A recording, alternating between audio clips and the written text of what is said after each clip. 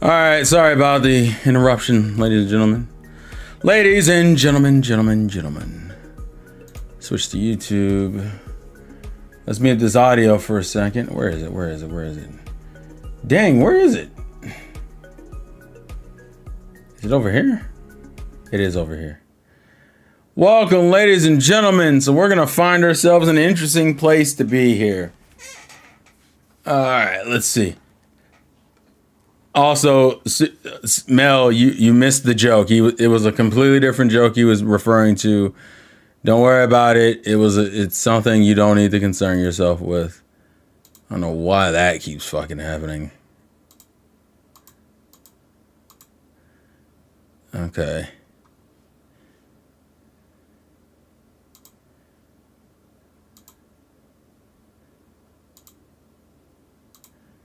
All right. Sorry about that. Okay. So what we're going to do, there's been a lot of recourse and conversation of various Nintendo criticisms and critiques. And I want this to be a more open and fair discussion of the critiques that may or may not be legitimate. Now, some of these are legitimate critiques, and some of these is going to be a bunch of misinformation. So that's what we're going to do. We're going to go through these and properly address them like they're supposed to be. I believe I recommended, we're not going to do anything too long. We'll check. I essentially put in the messenger a couple videos. I saw Revolver was a villain. He put Dreamcast guy in here. I knew that was going to be a problem. So I already had one I wanted to talk about. He is trying to get me banned with that. I already know what's about to happen. That's why I said, nah, we ain't doing that, son. What the fuck? Anywho, so the one that I was told about, that I just feel a proper reason to talk about, I believe, is Mr. Yang Ye one. Because Yang Ye. So here's the thing when it comes to the Nintendo Switch 2 discourse right now. Nintendo's Switch 2 discourse is essentially is a breeding ground to make money because it's new gaming console, new gaming information. Everybody's looking up videos on this stuff. So of course, if we're trying to make some free cash here, of course we would sit here and do it. So I'm gonna do that. I'm trying to see. It's gotta be. I'm guessing it's the hidden cost one was the one I remember hearing something about. So we're gonna react to this, and I'll pause and have discussions because, like I said, I want to have a proper discussion. There are genuine critiques to make when it comes to Nintendo Switch 2. But some of the stuff that I've been hearing is a range from legitimate to look at all this anger and hatred I held in for years that I just never got to properly express. And so now I'm expressing it. I'm going to leave this up here for right now. We're going to properly go through it. So I believe I knew the hidden cost thing was one of them. So I want to, I don't know which one it is, but it's one of these two. We'll get like maybe 5 to 10 minutes and we'll see how it goes. Yeah, and whatchamacallit. People didn't like his voice acting in what was it? Yakuza. So let's see if this is it. About everything going on with Nintendo. Damn, that's loud for me. It will be divided into 2 sections. The first section will talk about all the hidden costs surrounding Switch 2. Okay, this might be it. Potential explanations as to why. And then the second part will focus on how the It was about the hidden costs. That's what I kept hearing. With them recently having delayed pre-orders for the console. So we're going to see if the hidden cost thing is legitimate, because that's what I kept hearing, I think, from Juice yesterday. So let's start with pricing for Switch 2. It was announced during the Nintendo Direct that the console will come out on June 5th, 2025. Okay. They oddly left out the price of, well, anything. The games, the console itself. Right. You name it. And that's something that I found kind of bizarre. And then it wasn't long before I discovered that it was for good reason. One of the reasons was because they're trying to increase the baseline price of AAA games from $70 to $80. We discovered that if you go to the Nintendo website and go to the Mario Kart World page, Scrolling all the way down, and I mean all the way down, you'll find that the MSRP for the title has been set at $80, the most expensive base price for a AAA game to date, and no doubt something that is going to pick up trend and other companies will follow suit. I don't necessarily know if it's the largest. Well, I guess technically to get just the game, probably yes. Although I feel like there are games that have went higher. Is there a price tag? Probably if it hit 600. I think 600 would make me not want to get it personally. But I'll leave that one alone because I think technically that's true. Although I think it's a slight exaggeration. There are other editions that have cost more than that, but in terms of a general first-party title, yeah, that's probably one of the most expensive ones, at least currently. We also learned that Switch 2 on a separate website, Business Wire, will cost $450 for the base package. And then if you get the Mario Kart World bundle, that price will go up to an MSRP of $500, which is a pretty good bundle considering you're saving $30 on Mario Kart World, essentially. I'll leave this full screen for now. MSRP for Mario Kart World created quite a bit of backlash, and for good reason, too. I mean, we're talking about price increases that are not in line with the way wages have kind of stayed the same, especially in countries like America. Yes, I get it, inflation and all, but wages haven't kept up with inflation, and so just the current economic situation doesn't make this. I do want to say one thing. The inflation argument, why no dark mode? Because I don't normally, this is the PC I use for gaming, so I never use it for like web browsing or anything. Hence why no natural dark mode. If you look at my actual computer right now, everything's in dark mode. So, anywho, I will say the one thing I agree with is, and it's something I can't stand when people bring up, is the inflation argument. That is not an argument in this particular situation, primarily because Nintendo didn't include any of that inflation or tariff nonsense in this. So for me personally, if you bring up well, back in 1996, games used to cost this and now they cost that, that's a dumb argument. It's a bad argument. It's not even a good defense. It's just, hey, things were expensive and they're getting expensive again. Yeah, but we don't want things expensive, so I don't know why that's an argument. So nothing against his video yet, but like, if you bring up the tariffs, if you bring up inflation, or if you bring up that, like, well, back in 1996 thing, then I'm going to be like, those are bad arguments. All those are bad arguments, especially considering the tariffs hadn't even gone into effect in regards to the conversation about the console's price. The most consumer-friendly move, and seeing Nintendo kickstart this and the trend that this will begin with all other companies likely increasing their prices to $80 means that gaming is about to get significantly more expensive. And the Switch 2 experience will be more expensive than the Switch 1 experience for a number of factors, namely in the form of price increases across their accessories like the Joy-Cons. Instead of costing $80 for Joy-Cons, the Joy-Con 2 controllers will cost $90. We've got the upgrade packs for old Switch games that are likely to be anywhere from $10 to $20 depending. So stuff that's simpler like graphics and performance upgrades will likely be $10. Now, to be fair, PlayStation, I think, has them in the same range. I know they don't do it for all their games, and for Switch, it's not all their games, but the upgrade packs for certain games on PlayStation 5 is around that same $10 to $20 price tag, so that's not really a big difference. And then for Switch 2 enhanced games that also come with extra content like Mario Party Jamboree and Kirby Forgotten Land, those are likely to cost $20 based on the analysis that... This just seems a little redundant since you said $10 to $20, but okay. The Switch 1 price versus the Switch 2 price. There's no official confirmation from Nintendo yet, but this sounds about right if you look at the yen price for... Agreed. It's... One was originally 60, now it's 80. It's probably a $20 upgrade fee. Generational upgrades. I would bet that this is an accurate representation of what we can expect for upgrades. I would probably agree. People aren't happy about that because many feel as though certain kinds of upgrades, like the Zelda ones, where it's just essentially a performance upgrade and a graphics upgrade, those should be free. And the stuff with extra content, that stuff you can charge a little bit more money for. The Zelda one is probably the most controversial one, especially considering the upgrade to the game outside of the performance stuff is essentially a GPS if you haven't found shit yet. It's not... I probably would say that one's the most inconsequential, but then again, those are also the two that are being offered a part of the Nintendo Switch Online as, hey, free upgrades to those games. So what's the big deal? But I can see those being the most controversial. But also to say that the problem is you don't know what a normal boosted upgrade game is gonna look like.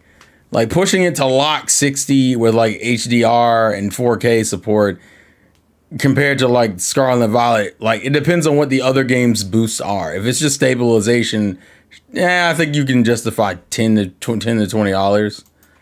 But $10 to $20 for these upgrades just seems really steep. And yeah, I mean, there's this IGN article that essentially gives you the price points for all the things announced for it so far. The console itself, the games, the accessories, you name it. And you can see right here, the prices are pretty significant, and this stuff does add up. As for the reasoning behind some of these price points, well, according to analysts that IGN spoke to, they believe that it's a combination of both Nintendo trying to anticipate tariffs, and also they believe that they can just price things higher because people will buy this stuff. And that's alongside the fact that manufacturing costs have increased over time, and so they're trying to compensate for that. They believe that it's them trying to kind of future-proof things because it's easier to lower prices over time than it is to kind of set a baseline price and then increase that price later on. And they believe that it's also Nintendo testing the waters on just how far they can push game prices. And with I mean, this is a bunch of theory crafting, so there is no 100. There's no locked in idea of whether or not this is true or not. Away with it. And the unfortunate thing is that I think they're right. I hate that this is a thing, but Mario Kart is so big as a franchise that even at $80, this will sell extremely well because it's freaking Mario Kart, and they made a huge splash with the Mario Kart World presentation, this being now like an open world racing game. A lot of people are really excited about this game, and just the Mario Kart IP is something that Nintendo can price at that price point and still likely sell quite a few copies. And if this does succeed, then it means other companies will look at this and go, maybe we can get away with this too, and they'll start increasing their prices. I hate that the conversation about the Switch 2 specifically is turned into fear mongering for the other companies, even though, let's be real here, some of the other companies have done scummy things and have already gotten away with that. So it's not really unheard of that this hasn't. Like give an example. PSN increased their price with no real reasoning behind it or the benefit to it. You just had to pay more money and people still bought PSN, right? We don't then blame that on the Nintendo Switch 2 all of a sudden. I think we're going to do that because it's easy. It's easy because this is the new console with all the new stuff and a bunch of new prices that people don't like. So therefore, we're going to make this into a whole conversation of, well, see, Nintendo is what started this. No.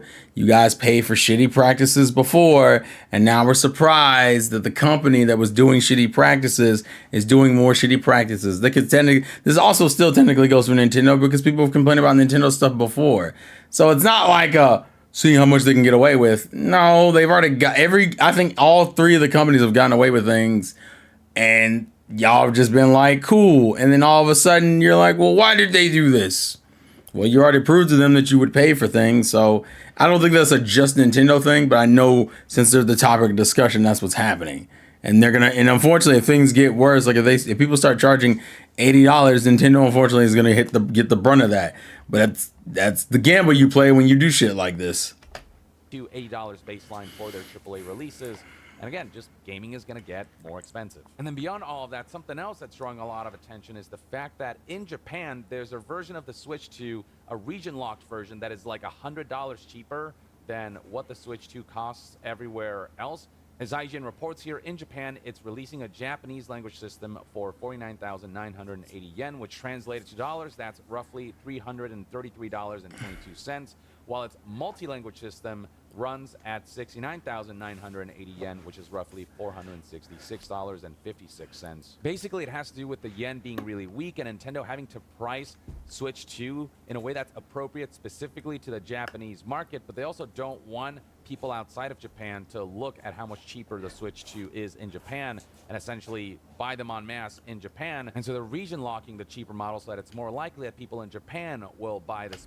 Essentially, they're looking out for their Japanese home base, which is something other console manufacturers, Sony, have just stopped doing. This is a weird situation because I know a lot of people are annoyed. Like, what? Why even? Does that mean the console isn't even worth the $450? No, absolutely is, but having a GIMP system that only works in the realm of just Japan in everywhere, shape, and form, region free is a big thing. I don't think that's the only thing. I'd also heard rumors that supposedly it has less storage, but I have to double check. But I know this was I can understand people's frustration in the context of, hey guys, why is it that that Japan gets this cheap only like region locked version of the Switch? Well, because that's a market that the Nintendo's actively trying to protect. But once again, it's one of those, I can understand the frustration, but it's not really. The only reason why I don't like it because it makes it sound like your console isn't worth the $450, and I think it is. And I think most people don't even have a problem with the console price, but having this out here creates the implication that it isn't worth it, and that's the problem. Model, while the region-free version of the console will cost roughly the same as the console does everywhere else. So there's just a lot of discussions going on in regards to the Switch 2's pricing, but mainly the additional costs associated with Switch 2 that Nintendo kind of kept buried. And outside of the Nintendo Direct, it's stuff that they essentially hid in fine print, and it's a style of communication that's drawn a lot of backlash. Even former Nintendo PR managers have criticized Nintendo in this regard, saying stuff like, I don't want to blow things out of proportion, but this does feel like a true crisis moment for Nintendo. Oh, is that the Kid and Krista thing? IGN reporting on these PR managers, former PR managers for Nintendo of America, going to their YouTube channel to talk about how the lack of a price and the Direct itself was a deliberate omission that caused confusion and misinformation as fans scrambled to find out pricing confirmation elsewhere. The former PR manager said that the Switch 2 and Mario Kart World... Yeah, it's the Kid and Krista. Because Kid Ellis is Kid... Yeah, that's Kid and Krista. Information being in all these different places. And Kid Ellis and Krista Yang, I already know. It all together. And then one of the former PR managers added, it just shows some disrespect to the consumer where, oh, you just saw the Direct, you're so excited, you're just going to throw your money at us blindly, you're not going to even ask the question of how much it costs because you're so excited, aren't you? It's a bit degrading almost to the intelligence of the consumer. Yeah, disrespect is the right word, honestly. The lack of transparency in that Direct is incredibly scummy, or as one of the former PR managers put it, it's a little degrading almost to the intelligence of the consumer. They're enabling the story to get out of hand, out of control. They have lost control of this. But the PR surrounding Nintendo Switch 2 because of pricing stuff is not the only thing they've lost control of. They've also lost control of essentially their pre-launch plans for the Nintendo Switch 2 after the... I think this has just become a very boring news video. Tariffs look like across the globe. The page you're looking at here is from Wayback Machine. This page has since been completely delisted and taken off the web. Wayback Machine 2025.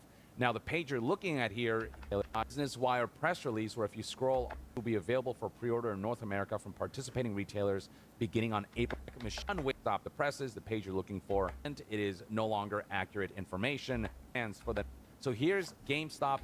Yeah, this is like the most uninteresting thing. China, Vietnam, and it's not really a hidden cost. Was hit with a 54%. Yeah, this is just this. I hope this isn't the hidden cost video because literally, it's just. It's not really. I also don't like the term. It's not really hidden cost. I don't really like that statement. That's probably like a poor way of describing what that is. It's not a hidden cost. That's just the cost. Hidden cost. Well, I guess in the context of. Well, I guess if you're playing in the literal sense of pricing that they just didn't tell you, I guess that would be. I guess if you're looking at it in the most literal definition. When I'm hearing hidden costs, I mean like. The way I'm taking hidden costs in the conversation is that, oh well. Here's the game, but this is what they didn't tell you the game about the game that's more money on top of that. But technically, I guess in the most literal sense, it would be considered hidden costs. Tariff Vietnam, a 46% about because of relationship turmoils. 24%. Yeah, this is tariff stuff. Well, because they just have to essentially keep up with market trends. And the market trend right now is that, you know, things will just cost more. Products that they sell because they're now more expensive to make and to bring over. And I mean, who knows how that will also impact all of the accessories that they're selling separately. That physical versions might cost $10 more. So if Mario Kart 8 is $80 digital, then its physical version might be $90. Don't see they're playing with that 90 again that isn't confirmed anywhere. Require manufacturing and shipping, so will cost for that increase.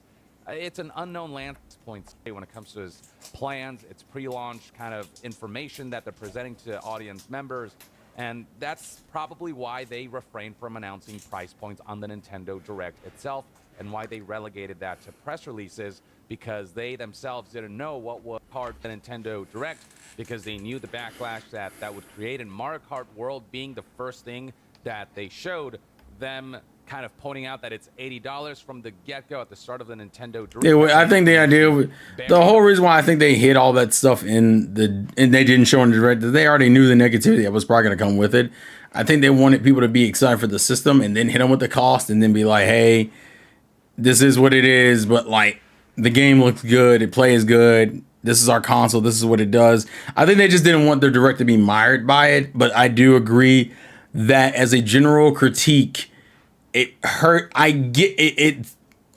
It benefited Direct in the short term, but it hurt the console in the long run because people just got more angry about it. I think they would have still been mad about it being the price that it was, but it feels worse when you hide it because it's almost like, yeah, we think the console's worth $450, but we're not going to tell you that. But I also think it could be the tariff situation where they just weren't sure if that was going to affect them financially. It's a weird balancing act, and unfortunately, I think it's a combination of multiple things. Also, quality pause picture here. But it's unfortunately, this is theory crafting. At a certain point, you kind of have to just recognize that we may never know the full story. But my assumption would probably be more likely it was a combination of multiple things. The backlash, the tariffs. I think the tariffs dictated whether or not they put the price in the Direct. I do think that. But obviously the tariffs weren't even in place when it came to the price of the console as of that moment. And of course, pre-orders came out and it's like, oh, well, I don't know about pre-orders, guys, because things are looking kind of weird and we don't know if we're going to have to charge more. I think people are more mad that this is pre-tariff price, which is why I said don't use the tariff argument, because all this was pre-tariffs anyway. On their website, asked to try to mitigate some of the negative PR from that. So that was not an uncertain thing. That was a very calculated move. Nintendo just happened to pick the worst day possible to make all of these announcements on the day that President Trump went on to announce all of these tariffs. And it would seem as though the tariffs impacted them at such short notice. The problem is that no matter what, if the release date was still going to be June 5th, it doesn't matter what happened. Either you release it later, and then after the tariff prices have been confirmed, and then people get even angrier because the console prices are even more expensive and the game prices are even more expensive, or you do it earlier and run with that backlash coming later. Like, unfortunately, with this coming out this year, and the tariff thing happening in the same time, there was no way to really properly avoid this. You know, even if you put it out later, like either that and you run the risk of fucking up your launch window essentially. So it was a balancing act, and they were going to get burned one way or the other. So they took what they thought was the least damaging road. A bit of a crisis for Nintendo, and also just for gaming as of these of a luxury than anything. That's a bad outlook for game companies. See other companies, whether it's hardware and console makers. I feel like this was very uninteresting of a video. And all right, I think Dreamcast guy had one, which was the one that Revolver wanted me to do. So I'm gonna do that one because Dreamcast guy is also known for saying some stupid shit. And also because Revolver wanted it. I think this is the one. Is this the one that was in Discord? You can suggest videos either in the chat or through Discord. Just let me know. Yeah, this is the one because Revolver said it says they hate you. And this one's kind of short. It's only 10 minutes, so yeah. Nintendo just told people not to buy the Nintendo Switch 2. They said, "Oh, you don't like our..." So this is I know what this is. This is going to be that video because something came out today, but let me go ahead and let it rock it. Let me go rock it. Let's see. $80 games. Oh, you don't like our $600 handheld? Well, you can still just play on your little peasant Nintendo Switch 1. Wait, I know he's memeing, so I'm gonna leave it alone. But he's already wrong. $600. What the fuck is going on? I'm assuming he's memeing here, so I'm gonna leave it alone for right now. Brokey.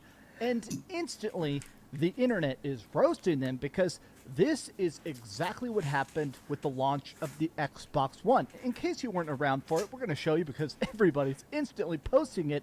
When the Xbox One was about to come out, a lot of people were like, okay, I don't want to buy a console that's so expensive with a camera aimed at my junk. And they said, oh, you don't like the Xbox One?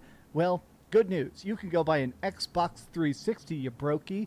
And yeah, it caused pretty much the entire Xbox One launch to collapse. That's not a joke. The president of Xbox even had to resign and stuff. But let's talk about Nintendo. It's a little bit different because I see. So here, the comparison is a little bit different because the Xbox thing was a combination of the always online issue, the Kinect issue, and I guess, and at that time it was the price because it was $500, and people were like, "I'm not spending $500," and $100 of those dollars was just the Kinect itself that I didn't ask for, but you're just making me take.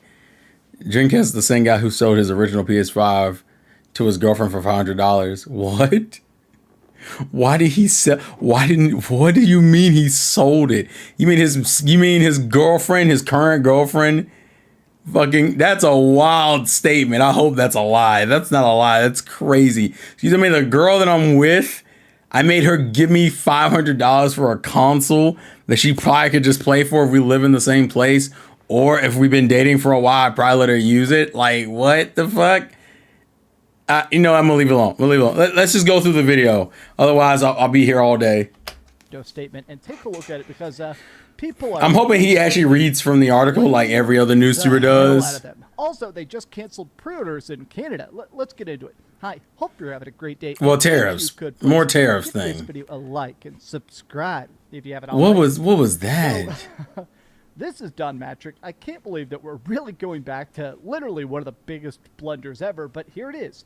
Nintendo says it understands that some consumers aren't able to afford the Nintendo Switch 2, but good news, you can still buy the Nintendo Switch 1. And yeah, I like all the PTSD. I love the war footage.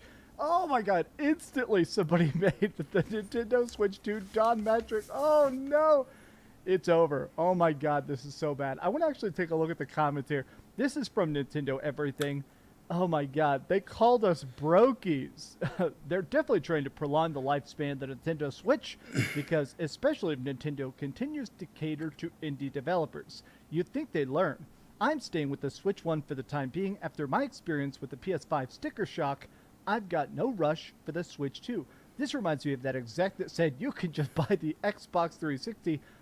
Everybody, I love the fact that everybody is freaking out because honestly, I do believe that this is coming from a place of ego. I do truly believe that. I don't think that's really an ego. Is overstepping. It is legit. I don't see, and I think this is the reason why I think this is a little bit different. I don't think most people are complaining about the price of the console, which was the original basis of the argument for Xbox One. Also, perfect freeze frame here. Fucking beautiful. That's not what it is. But like the original basis of the Xbox, like I said, the Xbox One situation was the console's price. We weren't even talking about games or features. It was just console price. I think they also focused a lot on TV. And then the Kinect. There was like three things wrong with just the console before we even hit the game situation. Nintendo, I think, is the opposite. No one really has a problem with the console pricing, like at all. Also, I don't really know what you're supposed to say in these situations. I never was one of those ones, I think, from my memory, who was like tripping on that line. Although I did make fun of it. I'm pretty sure I made fun of it because it was Xbox. So I probably had a ball day with it. But if you're like, listen, if you go, what do you say to consumers who can't afford the PlayStation 5? Or can't afford the Nintendo Switch? Or can't afford the Xbox Series X? What is the proper response to that wouldn't get memed? I think the only reason why it's getting memed is really because of the negativity surrounding the console and mainly the games. Like the core complaint seems to be the games. And I'm just like, it's not the same thing. I get that the line is similar, but it's not the same thing. I don't know. It's like they really just called us broke. I'm like, well, when you say that, and also, what is the actual line?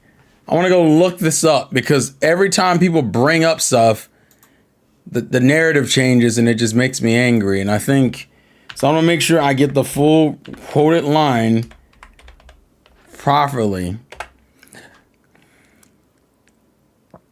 Oh, there it is. It's like the first headline. Also, actually, this is hurting my eyes. Let me change the settings to dark mode because I don't like this actually. Where is it? Home, not home. Is it?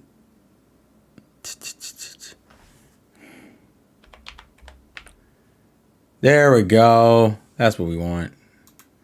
All right, everything's right with the world now. What?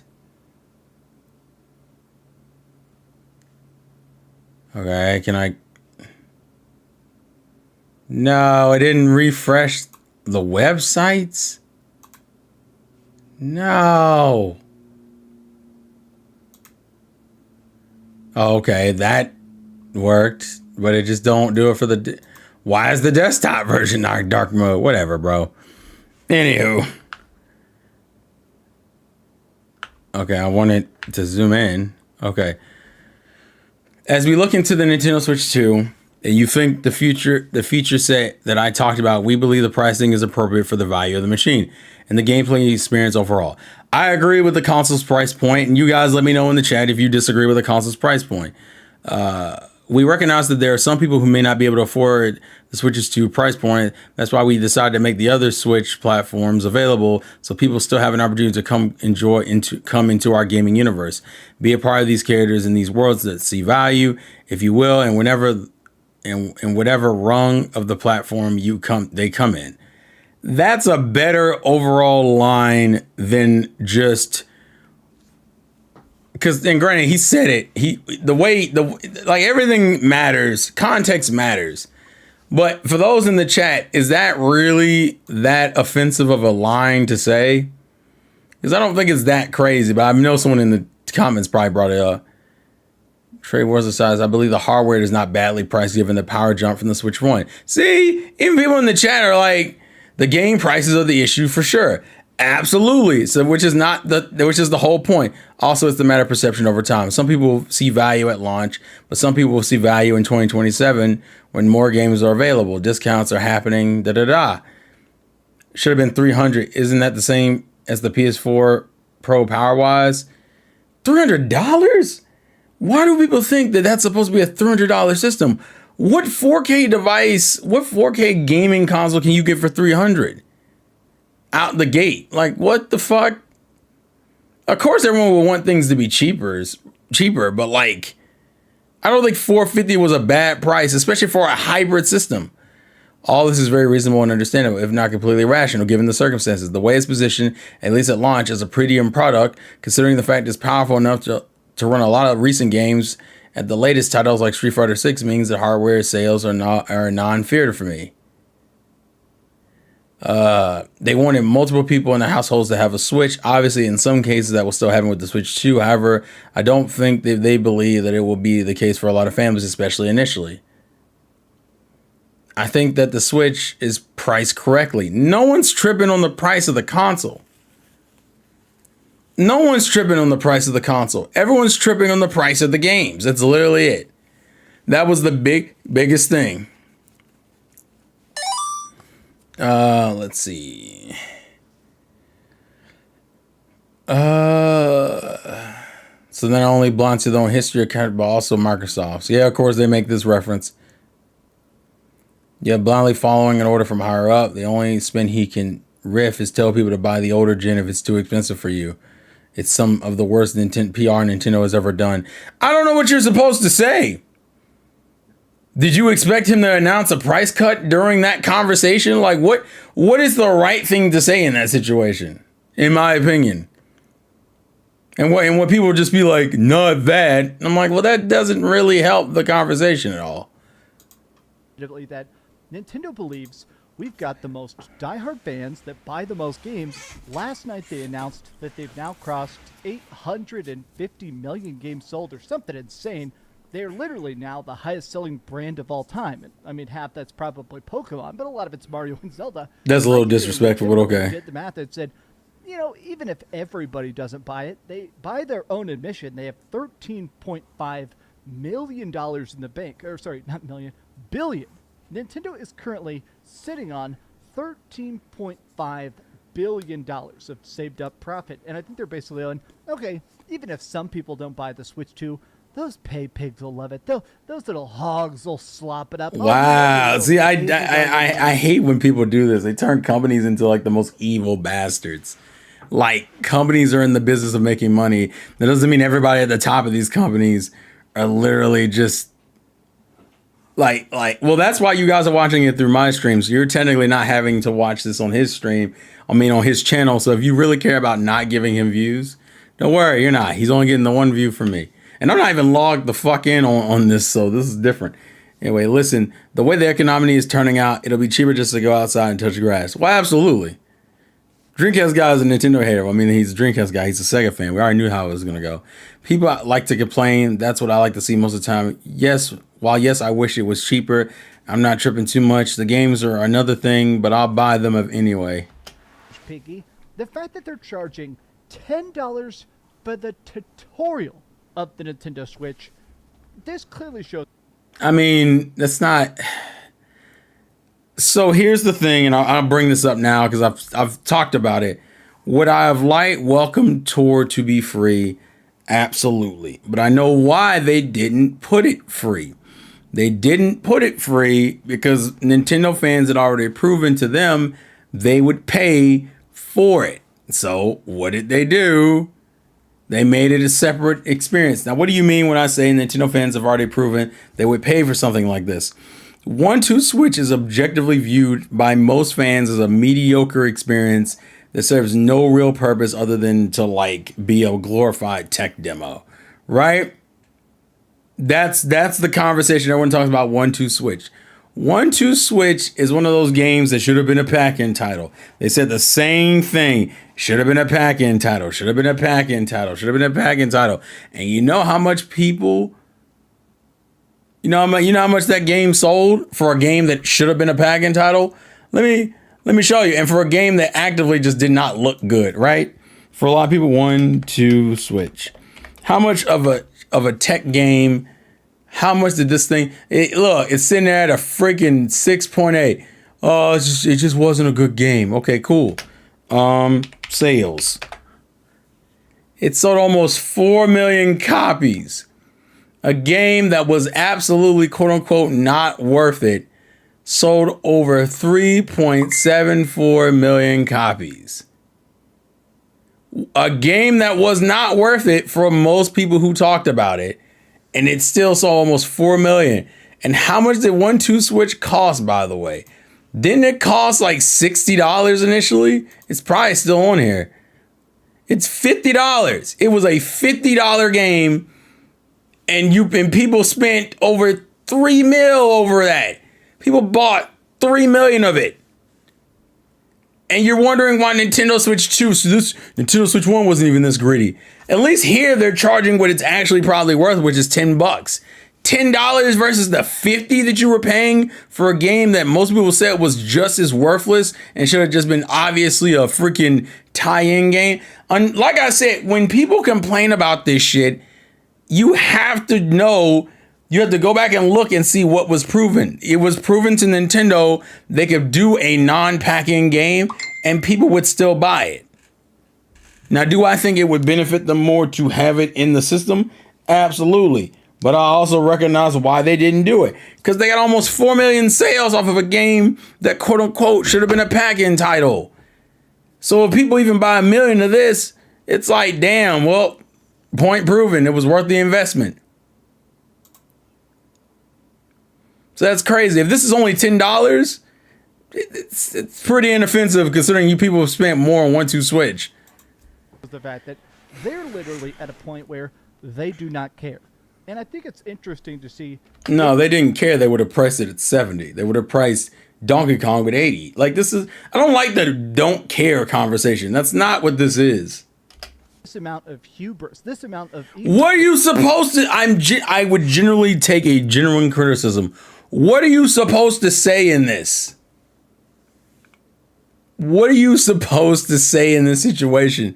When someone goes, the console was, I think the only thing that they could have honestly, they say, hey, listen, because technically there's still Switch games coming out this year. So I think that's a viable conversation. You can still get Metroid on Switch. You can still get Pokemon on Switch. There's still games coming out on the Switch.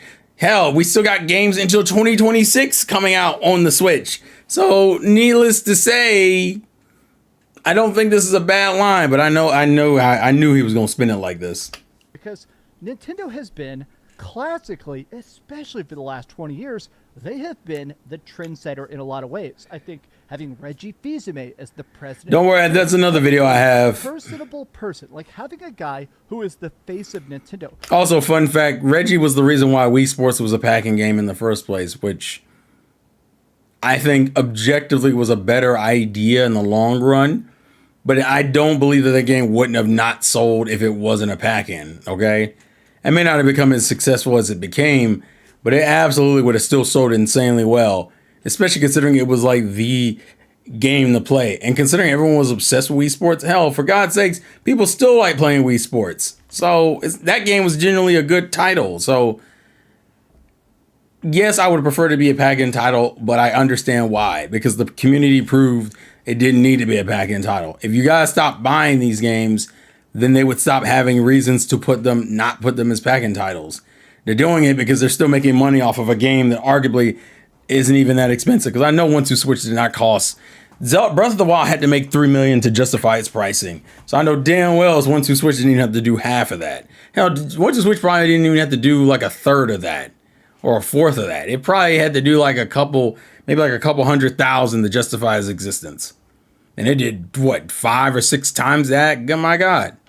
The way a guy can come out on stage and be like, oh, I'm excited. That's the kicker, Daryl. He absolutely will buy this console. I know that for a fact. He'll absolutely buy this console. I would bet money, that's how confident I am, that he'll buy this console.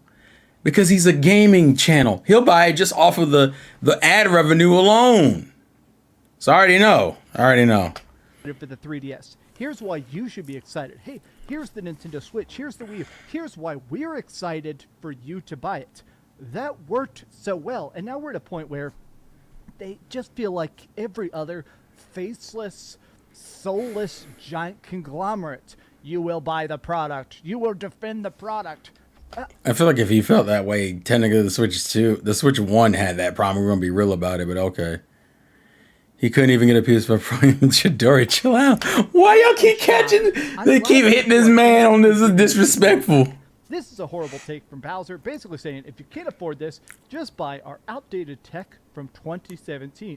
Speaking of someone who pre-ordered the thing as soon as it was available. That's not even what it said. It said just buy the other one you probably owned since 2017. Did he misread? Did he misread the tweet that's on screen? Listen to him. Listen to him. Updated tech from 20. I'm shocked. I'm glad that people are instantly giving this the blowback.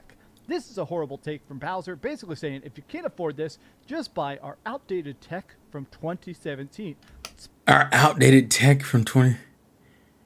I think what he's doing is he's being disrespectful, which is crazy because he built his channel off of Nintendo information. It's crazy to me. Speaking of someone who pre-ordered the thing as soon as it was available, I live in Sweden. I think the price is justified based on the specs. This is a low blow by Bowser. You're known for being the budget option, so no wonder people are mad at the price. Yeah, but see, that's not what Nintendo ever was. They're viewed as the budget option because they were naturally cheaper. Not even because he admitted to begging his girl in multiple videos. That's crazy. I don't understand this argument. Being viewed as the budget, it's not a, how is that a low, but what are you supposed to say? Somebody give a fucking proper response. This is a brilliant take. You are literally the company that has historically, in their own books, I have the book by Satoru Iwata, the previous president of Nintendo, specifically talking about, yeah, our tech is underpowered, so it's cheap, so you can buy 3 consoles and give them to each of your kids and do ad hoc local play of Mario. Yeah, but people's biggest complaint about Nintendo was the fact that people were tired of playing games at 30 FPS or lower. That it was this shitty quality. It was at 800p or 900p or 640p, and we weren't playing games at 1080 like we should have been, or we weren't playing games at 1440p. So when they made a premium product, you have a problem with him making a premium product? They were just meant to be the budget console the whole time. I don't think anybody, you tell me nobody wanted to play Nintendo games at 4K? Obviously people did. That's why they were downloading the emulators and turning Switch 1 games into 4K games. There's absolutely a market for this. I don't understand why you pigeonhole them into being the budget option. Once again, I don't think most people have a problem with the console pricing. It's just the games. Kart or Among Us or whatever. You guys have historically been the fun, cheap family brand, and now you're trying to outprice PlayStation. That's what people put on them. They never actually wanted to be the cheap family brand. They were just making game consoles the way they make game consoles. Outprice Xbox. Exactly, Daryl. People wanted a Switch Pro. You're gonna poo-poo them? Psycho behavior. But here's the other That's part not of it that's absolutely crazy.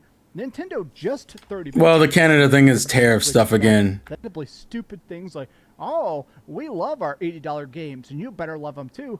This guy used to work for EA.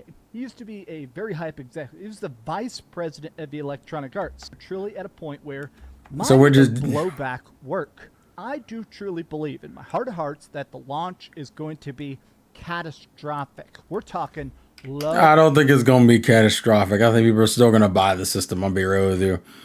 Like, and also, what is catastrophic? Like less than 1 million? Because I would bet money that's not what's gonna happen. I'm thinking it's still gonna sell pretty highly. Hell, it's already. I think in certain countries it's already available to pre-order.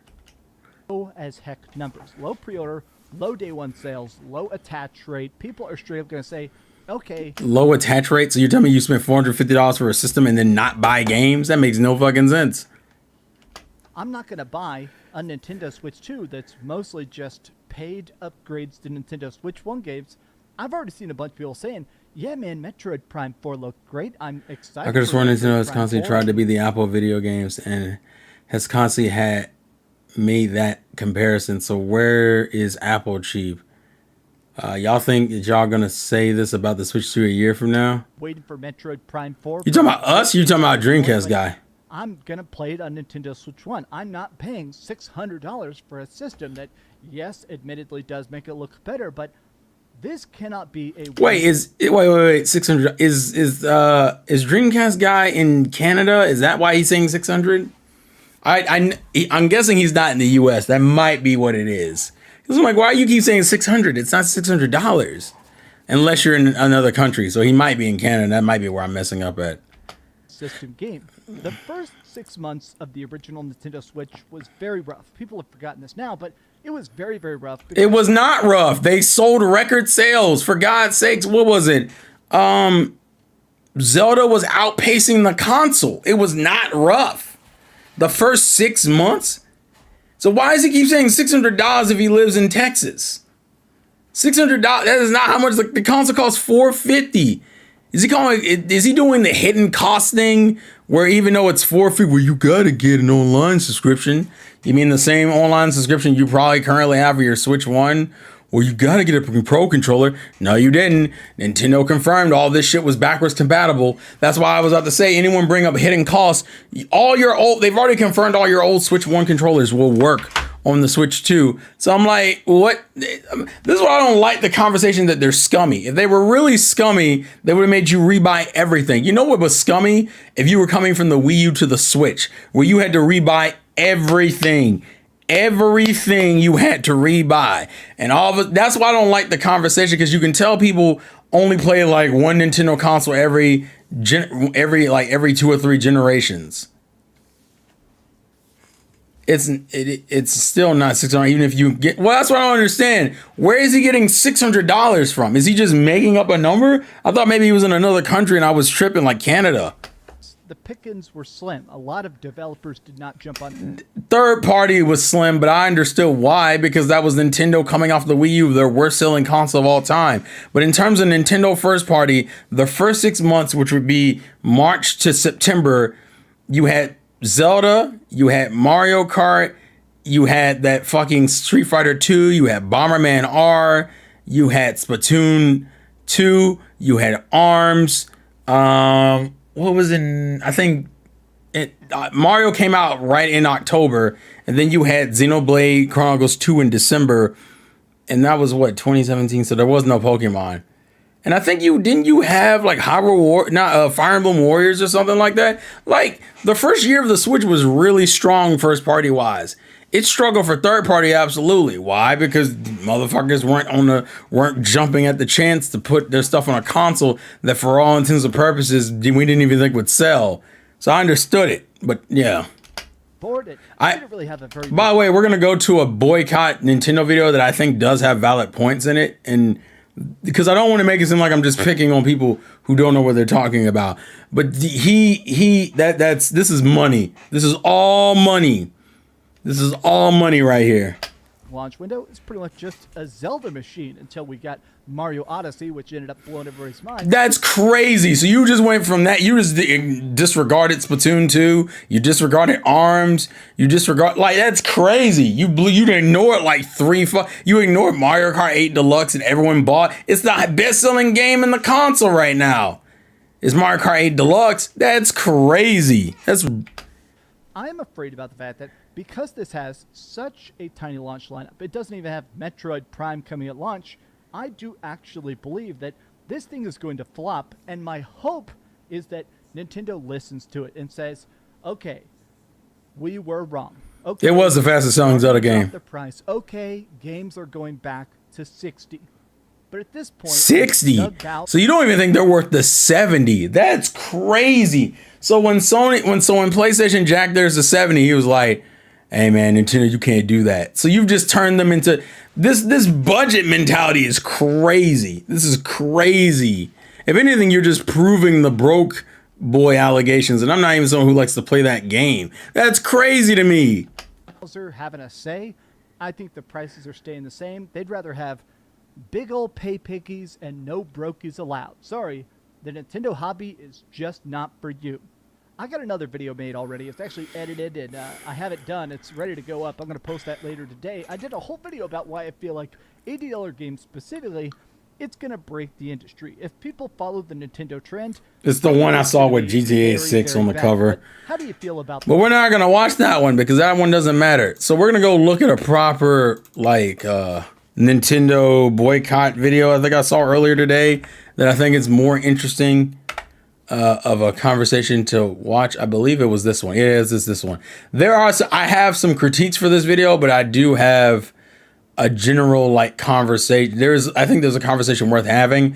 I'm going to try to go in and out of not doing too much of this considering this is a 20-something minute video, but I think it's worth the watch. I'll say that.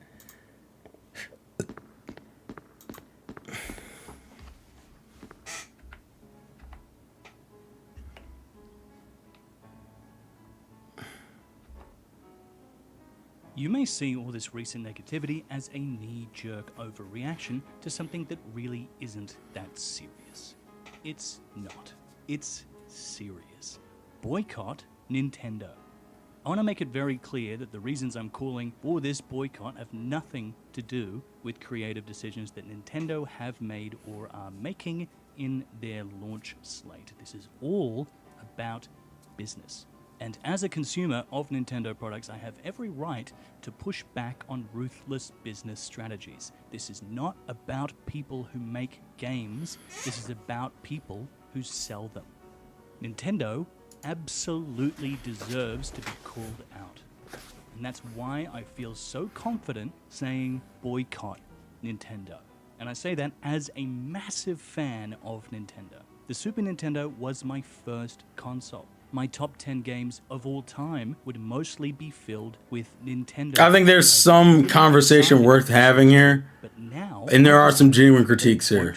Be getting one. Not because I think the games don't look good, because I don't think the company deserves my money. I say boycott Nintendo because I want them to change and be better, not because I want them to go out of business. I love Nintendo. Boycott Nintendo.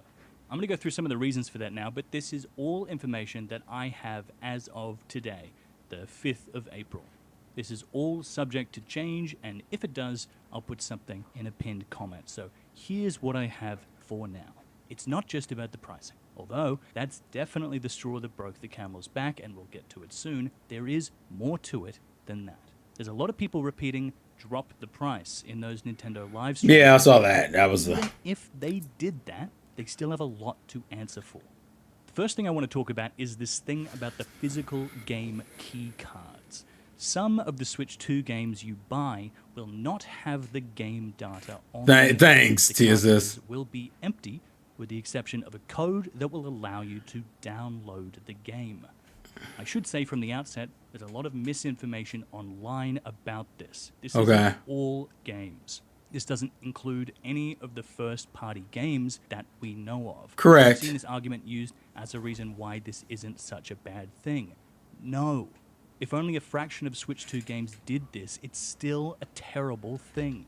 This isn't- So this is going into, so there is a genuine criticism here. I have some thoughts, but because as someone who collects physical, well, actually you can't see it because I'm chroma keying it. Fuck, but you see my collection in the background. I collect physical media, so it's not like I don't understand the frustration with this.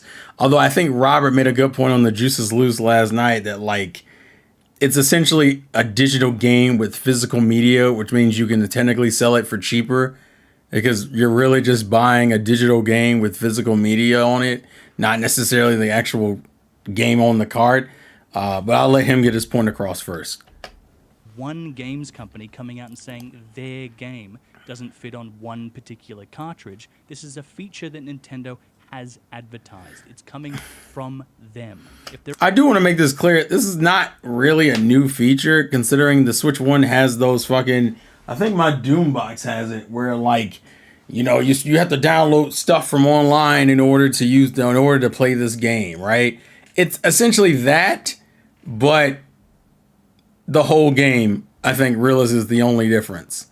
The Switch 2 is a Series S in terms of power when docked.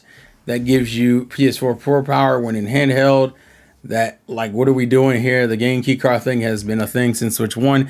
Essentially, it's just being renamed as something different. But I agree, this has also been a thing. Yeah, Bayonetta 1 and 2 is the same thing. This isn't really a new thing. Do I like it? No, but I recognize that the cartridge system that Nintendo uses is more expensive than using a disc. That's your trade-off with doing that over a disc. It's the hybrid tax. I hate to say it like that. Now, once again, I do think he has a genuine critique here, and I'll get to it in a second. There are certain games coming to their platform that do not fit on their cartridges. They should be prioritizing better storage for their cartridges, but it's not a storage problem. Bravely Default is only... Now, this is Square being a piece of shit. I don't think this is a Nintendo thing. This is Square. Bravely Default being a key card is ridiculous to me because, one, it's a fucking 3DS game that already didn't take up a lot of space. Two, it's a remaster of that game that doesn't look insanely different. It's not like they went and changed it, and it's still only 11 gigs showing on the picture here. This is Square being cheap as fuck. That's what this is. And I think this is a good example. This is why I think he makes the argument that it's not a storage problem. It is a storage problem. Square's just being financially lazy. That's what I think this is. This is a Square. I don't think this is specifically a Nintendo issue. Nintendo is eventually going to have to offer this because it costs too much money to make these higher end cards that companies just don't want to pay for. Because either Nintendo foots the bill for this, which is wild to foot the bill for this, just use the fucking card, it's ridiculous. Or, hey, here's your option. Unfortunately, when you're dealing with companies or dealing with other companies are going to try to take the best effort to not spend as much money as possible. Now, exactly, Brave Default, there's no reason why this shouldn't just be on the cartridge. This is bum activity. Cyberpunk makes sense to me. Street Fighter 6 probably makes sense to me. If Monster Hunter Wilds came, makes sense to me. But this, absolutely not. I agree. This is just fucking dumb. 11 gigs. There's no reason why this data shouldn't be on the cartridge. Agreed on. My first thought with all of this was, holy shit, this is what Microsoft did with the Xbox One. No more pre-owned games, no more lending your games to your friends, and that's why they revealed those digital game cards. It's not a fun new feature, it's a replacement. I've seen some places... It's not really, I don't know if I call that a replacement. It's not really replacing anything. What is it replacing? Because this happens with your physical games anyway. report that these are not tied to your account and can be traded and used like physical cartridges, but I can't find anything from Nintendo directly. This is all still developing, and I'll keep you updated, but regardless of whether these are tied to your console or not, it's really fucking annoying. If you're like me, you buy physical copies of games you're likely to play quite a bit from time to time to save up on taking space on your Switch. You can't do that anymore because the keycard doesn't allow you to download onto the card itself, but onto... I will say that would have been a good... Yeah, I'm watching the boycott video. I wanted to have like a proper discussion. I wanted to use a video that had some good points in it. I do think, I wish this was a particular option that you could just download onto the card itself.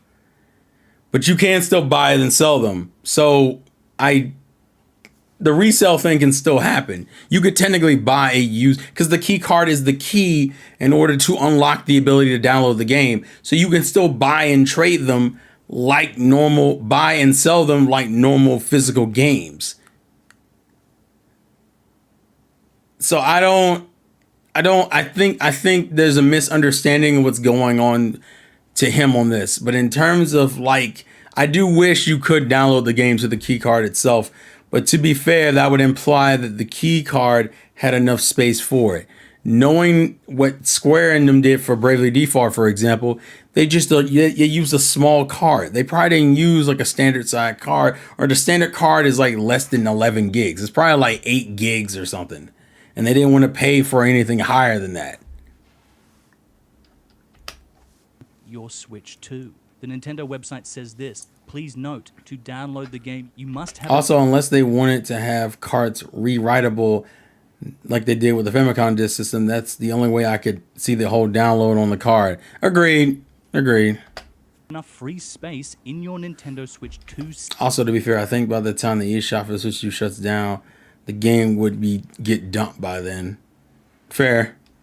System memory or micro SD express card, so you must either have enough storage or re-download them every time a friend makes the offhanded suggestion, want to play Street Fighter. That's fucking stupid. That's one of the... I mean, to be fair, people do that on PlayStation now. When you run out of space on a PS5, that's what people do. They uninstall a game and then reinstall a game. This is like, I hate that this is like a modern gaming issue, but because of Nintendo's specific way of handling it, it's the standard card 16 gigs. Well, then I don't understand why the fuck Square didn't just put it on the card. That is insane. That's one thing I hope changes before launches, because I wouldn't mind buying Bravely Default Remaster, but who the fuck wants to do that? Like, why? At that point, I'll just get it digitally and just skip the bullshit entirely. Especially because you're only charging $40. I think that's really what it is. You charge $40 for the game, so I don't put the whole game on there. Really? You're not gonna put the whole game on there? But okay. Core reasons to buy physical media as opposed to digital, to save on digital storage space. It's much less convenient than buying digital because although it's still taking up storage on your Switch 2, the keycard needs to be inserted. Meaning if you wanted to switch from Street Fighter to Bravely Default, you need to swap the cartridges even though they're just empty plastic and the data is on the console itself. There is no reason for this. It doesn't make any sense. And it raises a lot of questions. The reason would be, like we said, because they couldn't fit everything on the card and they thought it was too expensive to buy a bigger card size. This was the same. The space issue would be an issue though, because imagine a game that used a 16 gig card and people tried and downloaded a game that was 64 gigabytes. People would riot. Oh yeah, true. If the game is patched in a way that you don't like, the original game that you may prefer is lost. You don't have the original physical media. The game is whatever Nintendo decides it should be. That's not a Nintendo thing. Square's dictating the price on that. What? Also, this game is $40, so it's a bad argument. So do you think yeah, that knowing knowing Square, that's probably what they would have done. They would have just boosted it to fucking. Nintendo's not dictating the price for other people's games. I don't understand this argument. But in terms of, yeah, more than likely Square Enix would have just boosted it to 60. And some people would have been fine with that, arguably. Although I would have think it's too expensive. But then again, there are plenty of expensive games on the Switch 1. Diane, this has been a thing since Switch 1. The exact scenario you just made. And what happens in the next console generation? What does your keycard do then? What happens when the Switch 2 eShop shuts down in the same way previous consoles have? These cartridges are to be fair, and I'm not sure if we've clarified this, is the Switch 2's eShop the same as the Switch 1's? Because I think that is what's going on, but I'm not sure. less functional, have a much shorter half-life, and cost more money. Microsoft handled that Xbox One situation really badly. It lost them the console war that Agree, Goki. and they've since struggled to recover. Phil Spencer has since said that it was a massive wake-up call for them and drove them to be more consumer-friendly. Nintendo... But they didn't make more money. That was the problem. I hate when people use the Microsoft argument because it's a bad argument. Microsoft didn't make more money after that situation. If anything, they lost money. Also, one of the things that people need to stop I hate the Microsoft comparison because the one thing you guys are forgetting, their games were all trash that generation. Like, what the, like people think, oh, the reason why it fucked them up was because of the beginning. The beginning was rough, but so was Sony. Sony's was also rough in the PS3. They course corrected. And one of the big things you had to do is make good games. I hate the Microsoft comparison. It's a bad argument. Yeah, but the scenario I made was based off of something in the past that Nintendo did in Japan. Look it up and you know how gaming Nintendo Power Video. Oh. Is doing a very similar thing now. The difference between the Xbox One and the Switch 2 is that the Switch 2 is a handheld system. So picture this. You're at the airport with your Switch 2. You decide that you're going to buy a duty-free game and play it on your 16-hour flight. Well, you better hope the airport Wi-Fi lets you download a 70-gig file before boarding, bucko, or you're... But you have this problem anyway. This isn't even a new problem. I don't like this example because it's the same example. What do you think people do with their Switch now? You preload the game before you even leave. Yeah, no one plays Rise Son of Rome now. Well, I thought that you shot. Yeah, that's what I saw. Not playing your brand new game that you just bought for $80 US. While we're on that, let's talk about the pricing. Nintendo hid all of this in the recent direct for a very good reason. It's all right, Chidori. Thank you for watching, though. All of the discussions I've seen about this have just focused on Mario Kart World. It's not just Mario Kart World. Pre-orders for most of the world are not available until next week, but in Australia, we're able to pre-order both the Switch 2 and select games right now from two of the biggest retailers, EB Games and JB Hi-Fi. The price that Mario Kart World is set at is shared by other launch games as well. Not big new first-party games, re-releases of much older games. Even when it's available for a fraction of that price on... Now, to be fair, I don't think that's that one's a little bit weird because I don't know. Hold on, are any of those Switch 2 titles even available? I know we can't pre-order the console, but can we even look at the game prices? I don't think the game prices... Oh, whoops. Why did I do that? I gotta get the closed captions. Wait, I'm using the wrong fucking mouse. That might be part of it. Let me see. Amazon. Can you even look at the Switch 2 game costs? I think I saw an image floating around. Because that might be an Australia problem, and I think that's really what it is.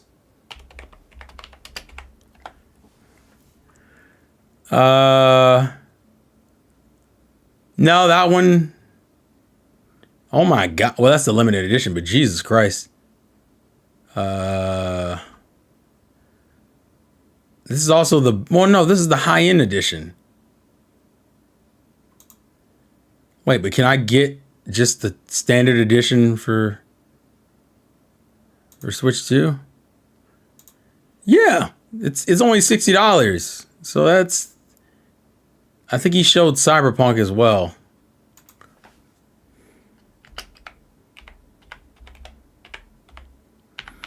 I'm gonna be real with you. I think part of that's just an Australia thing. Yeah, Cyberpunk doesn't have it yet. Or what about Street Fighter? I think Street Fighter is just 60 though.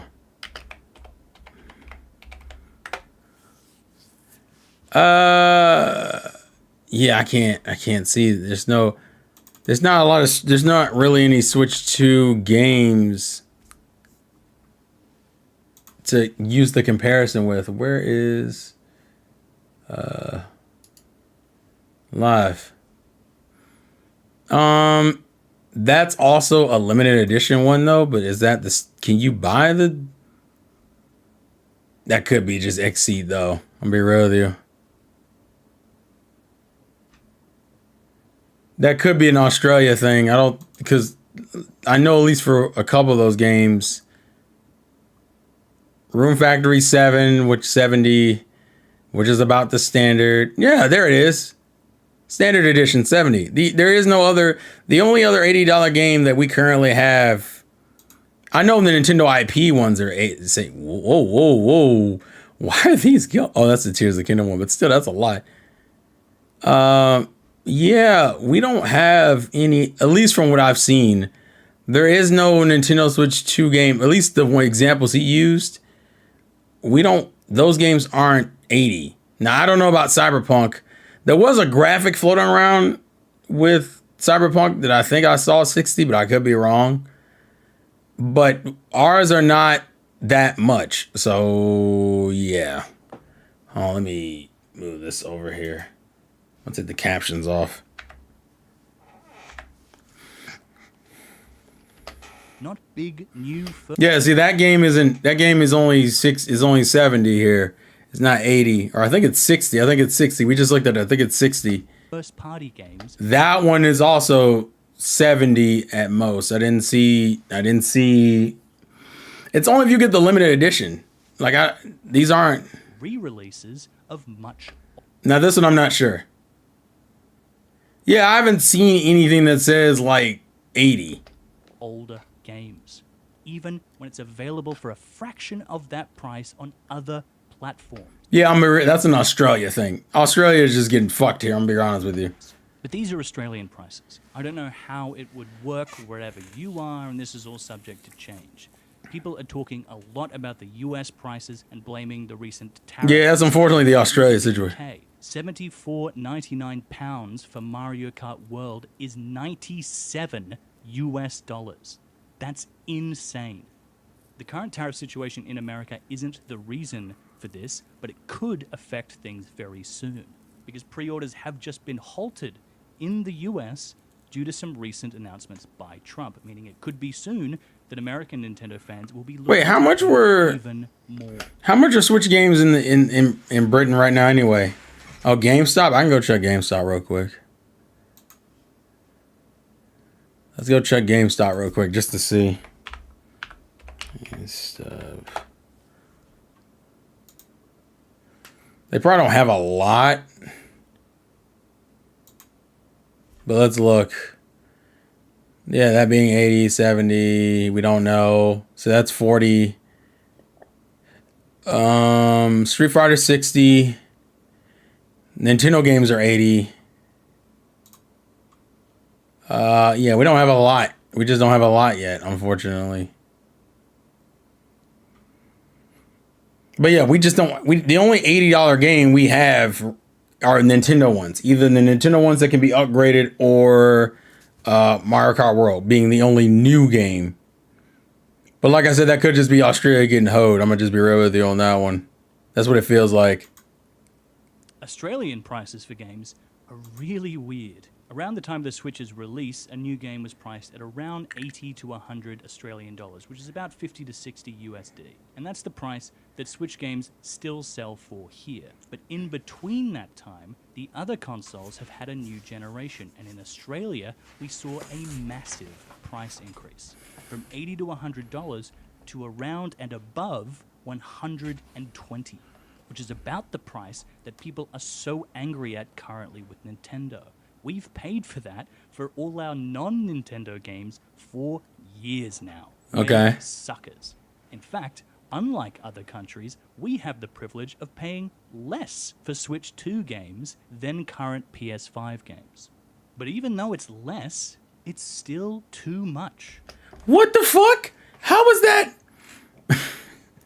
This is the part I didn't agree with. He's essentially mad about the pricing for the games, even though their country allowed it to happen with 2 other console generations, and then went, even though you're cheaper, you're not cheap enough.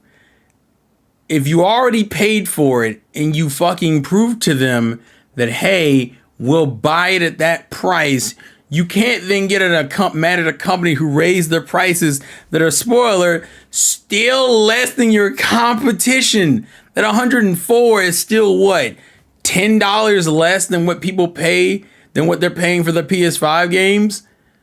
So what the fuck? Why are you?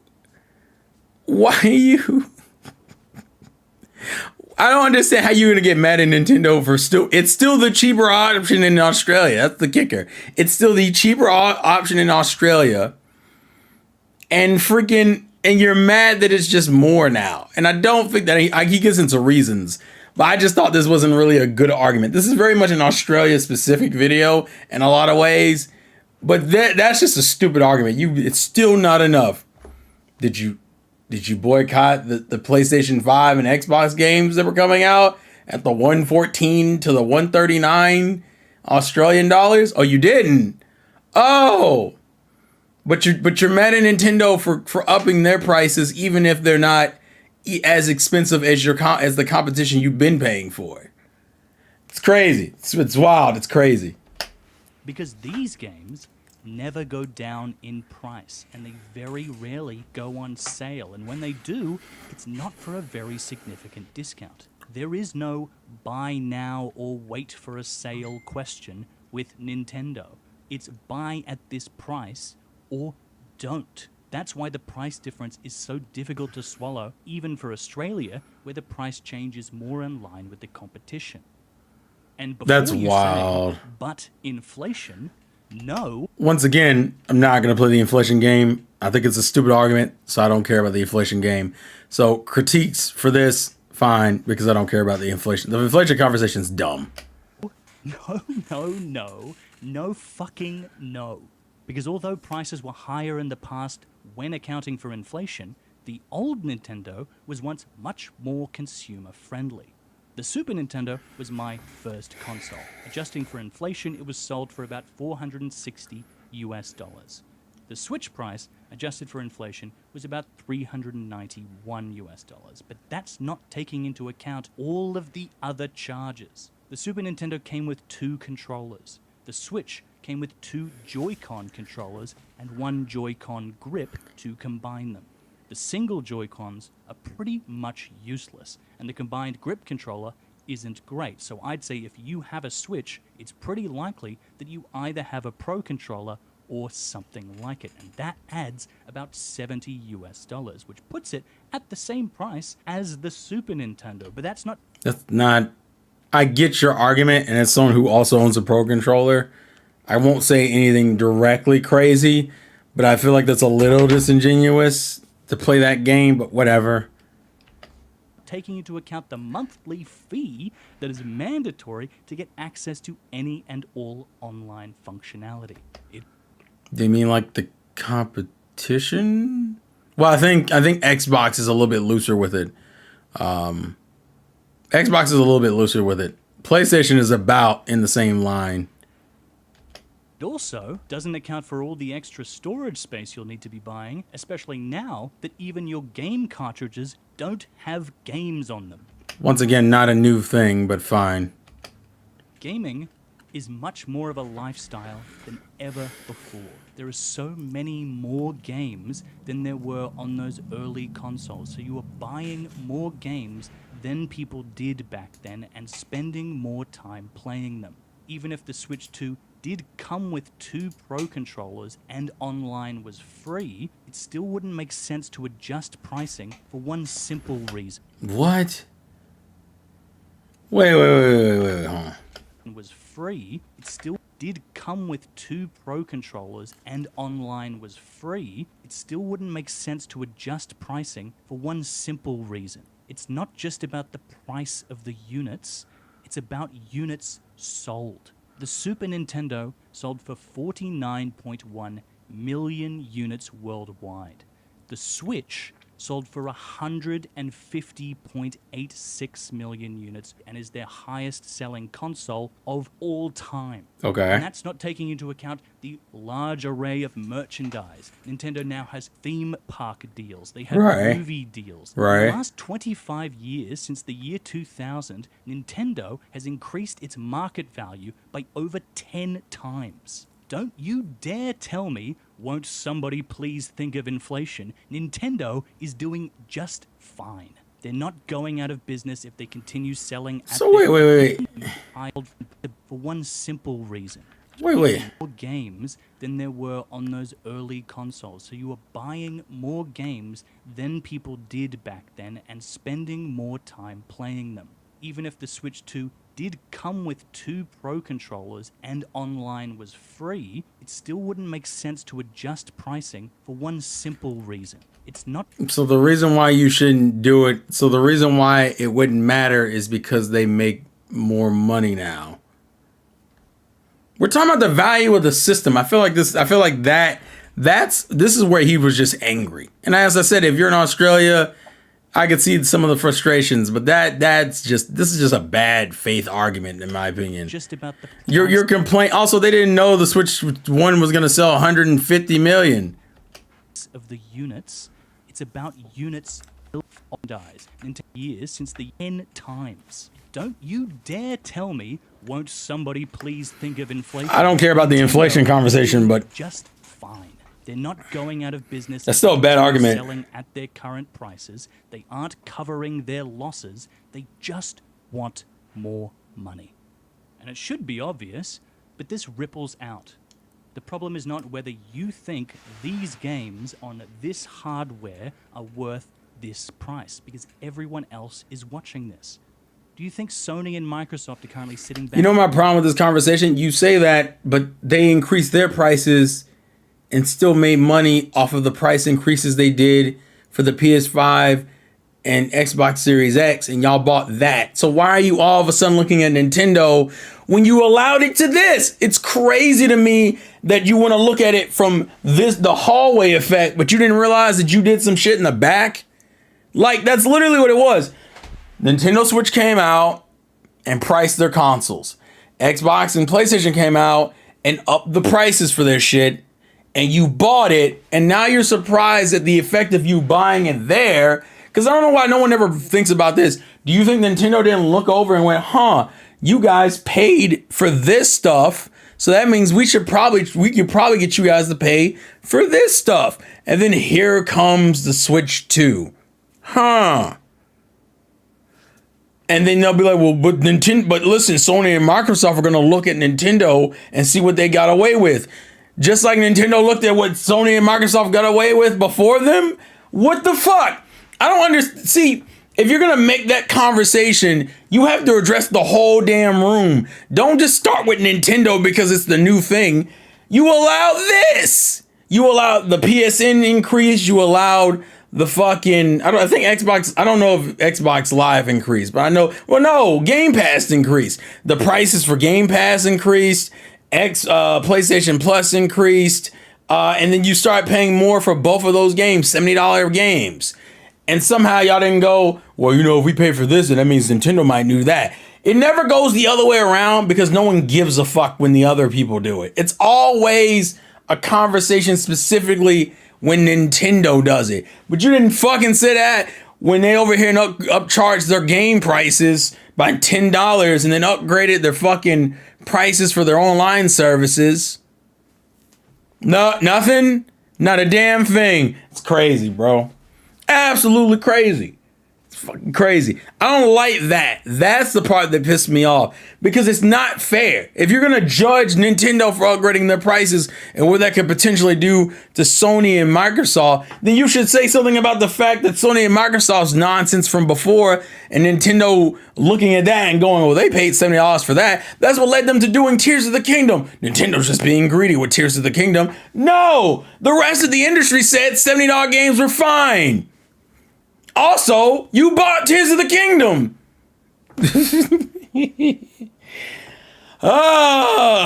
People still bought the console. People still bought the game.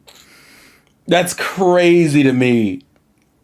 You can't buy a product and then get mad when the company sees that you are willing to pay, and so they up the ante. This is why I don't like this argument, because it's not initially Nintendo's fault. It's the competition's fault.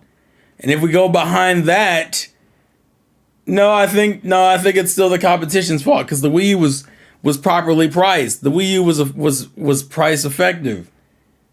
And the Wii was price effective. So realistically, what you need to do is go over there and blame Sony and Microsoft for all the upticking. The reason why we had to pay for online all of a sudden was because you fuckers allowed it with Xbox Live Gold, where, you had no other choice. You have to get the online in order to enjoy any online feature. Well, I wonder what company initially pushed that. Oh, it was Microsoft. And then Sony had this perfect middle ground. Some free stuff and some online stuff, but you could still do both. And what did people do? They praised the PlayStation for the PS4, making fun of Nintendo and Xbox in their presentation. And nobody got mad when they realized that now they have to pay for online. Why did Sony do that? Oh, because Xbox did it and you didn't care. And then we kept going. Then all of a sudden we want to play the backwards compatibility conversation that always used to come up all the time. Backwards compatibility. Well, when the Wii and Wii U did it, you guys had to, that ain't a big deal. Then all of a sudden when the PlayStation did it, oh, it's crazy. Why doesn't the Switch have backwards compatibility? Maybe because it's two different fucking formats? Like, what the fuck? What the fuck? I don't understand. Oh. The goalpost stretching is crazy to me. But you don't want to look at them now. Who gave us the first $70 game? It wasn't Nintendo. Nintendo was giving you $50 and $60 games, and in some cases even $40 if you're talking about their handhelds, and no one fucking cared. Oh, it's whatever, no matter. But you fucking sat over here with PlayStation and Xbox, said, I'm gonna pay $70. I'm gonna pay $80 for the online. I'm gonna pay $149 or $50 for online premium features. Crazy. That's crazy, bro. In their chairs thinking, wow, that's expensive, but we'd never do that. We're consumer friendly. No. They're waiting to see if it affects Nintendo's bottom line, and if it doesn't, they're pressing the big red $80 US button too, because they have no reason to if it doesn't stop you from reaching for your wallet. Sony and Microsoft do, however, a much better job selling stuff to us than Nintendo. See, that's fucked. That's a fucked statement. So not that they're not being greedy and didn't take advantage of their customers. No, they're just better at lying to you about it. Cool. Fucking awesome. Australian pricing aside, all of these game companies offer complimentary services to ease the sting of paying a monthly fee for online services. Yes, they are typically more expensive than Nintendo's online fee, but they offer so much more. Nintendo offers a selection of very, very old games. They offer some additional functionality and some services, but broadly speaking, they're pretty much direct ports, and it is a very limited selection. A fraction of their back catalog. Agreed. Very notable absences. Agreed. Microsoft and Sony, however, offer free monthly games and access to a massive catalog, hundreds of games long. Not just old games, new ones. Sometimes brand new ones. Animal Well was on here day one. Most games I play are on the PlayStation Plus library. Nintendo doesn't have an equivalent. To play Nintendo 64, Game Boy Advance, and now GameCube games, you need to buy the upper tier, the expansion pack. But you have to do that for PlayStation as well to play like the cloud versions of PlayStation of their back catalog. You can't. Nintendo only has 2 tiers. You had to go to the 3rd tier to even get access to that back catalog. In the middle tier for PlayStation, you only get some games. You don't get like a lot of games. You only get some games. You get like a handful of I think it's like a small list. It's still a good amount of games. Don't get it twisted. And it's a lot more than what Nintendo offers. But it's still like a small amount of games. That's all I'm saying. Expansion pack also allows access to some additional. Like, I think people need to be fair. And Game Pass, fine. Game Pass is probably your best argument in this particular section. Because at least Game Pass, it's just either you get it on console or you get it on console and PC. Yeah, and here's the kicker, and he's going to say something that's technically kind of wrong, but I'll get to in a second. Features, such as access to the expansion passes to some modern first-party Nintendo games. But speaking now, at the end of the Switch lifecycle, that features only 3 games. There are a ton of other Nintendo games with very similar expansion passes. Even Splatoon 3. But Okay, Red Dragon, my bad. Completely restricted to just Well, I figured that. 3 games. If Wait, the you PS2 don't games have are on it's there useless. properly? There is no legitimate reason for this. This feature should include all first-party expansion passes. It makes no sense to only include. Here's my question. If they included all the other expansion passes, would you be okay with a price hike? That's my question. Because I have a sneaking suspicion he wouldn't be. If the money conversation is a big deal, then my question is, if it included all the other DLC and they said, hey, we're going to increase the price, would people be mad at it? Because I would bet money they would be, even though, hey, it includes all the DLC for the other games. So just throwing it out there. These 3 games. It was announced with the Switch 2 that the expansion pack membership will allow you to upgrade both Breath of the Wild and Tears of the Kingdom to the Nintendo Switch 2 editions at no additional cost. That's pretty neat, but it's only these 2 games. For Kirby and Mario Party, you still need to pay for the upgrade. There is no good reason the expansion pack shouldn't include all Nintendo Switch 2 upgrades. But even if they allowed that, it still wouldn't match what is offered by their competition. But they're also not charging you like your competition. That's the trade-off. If your competition isn't, I guess here's my thing. A lot of the conversation seems to be about money, about everything being too high. So if they were going to offer these features, they would obviously want to jack up the price, which is what people seem to have a problem with Nintendo currently. So my question is, if they did these things, would you still expect the price to stay the same? Heck, if you bought them in your past, you still get them free on PlayStation. Oh, okay. Even though not all those games are available to buy, I learned that today. I was scrolling through some of the lists. Some of those games you can buy separately, most of the PS4 and 3 library. But anything like, and some of the PS1s you can't buy, some of the PS2s you can't buy. A good chunk of the PS2s you can't buy. But a lot of the PS4 and 3, specifically 4 and 3, you can buy a lot of those. The selection of games on Nintendo Online and the expansion pack is woeful. They announced only 3 games playable for the GameCube.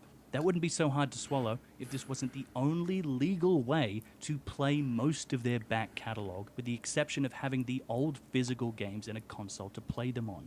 Nintendo's back catalog is lost media. It's abandonware. And the reason is simple. Because they want to repackage it and sell it back to you as a remaster or as part of a collection. Nintendo puts so much of their focus on remastered games. Every direct they do is filled with them. There's no way to buy or play the original games. So if you don't like the way they remaster them, tough. often the remastered editions play worse than the original games, but you don't have the option to choose the That's not always true. I feel like that's a little disingenuous, but okay. original game as an alternative. You either pay modern prices or you don't get the game. It doesn't have to be this way, and there was a time, not that long ago, that it wasn't. I was pumping my fist in the air when Super Mario 3D All-Stars was announced, but then I realized that was only because I could finally play Galaxy again.